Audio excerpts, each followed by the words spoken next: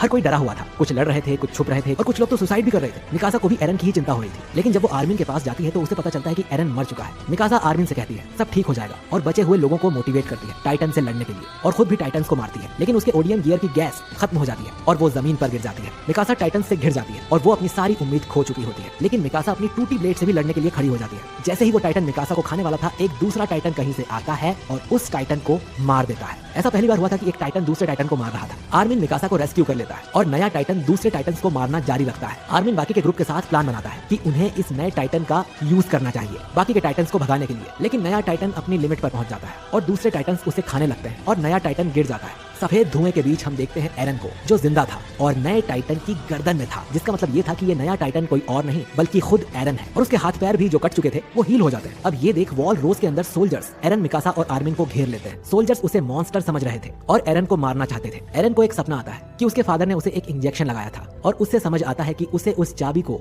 Use करके basement के secret को जानना होगा और अपनी इस नई पावर को मास्टर करना होगा। गार्ड्स एरन पर कैनन फायर करते हैं, लेकिन एरन अपने हाथ को काटता है और अपनी टाइटन बॉडी का आधा हिस्सा समन कर लेता है और उसे रोक लेता है। अब आर्मिन आगे आता है और सभी गार्ड्स को कन्विंस करता है कि उन्हें एरन को एक चांस देना चाहिए, वो मानवता की आखिरी उम्मीद हो सकता है। मिलिट्री कमांडर पिक्सेल्स वहां आते हैं और एरन को बचा लेते हैं। इसके बाद वो एरन और आर्मिन के साथ एक प्लान बनाते हैं। एरन फिर से टाइटन बन के एक बड़ा बोल्डर उठा के उस गेट को सील कर सकता है जो कोलोसल टाइटन ने तोड़ा था, जिससे बाकी टाइटन्स अंदर नहीं आ पाएंगे।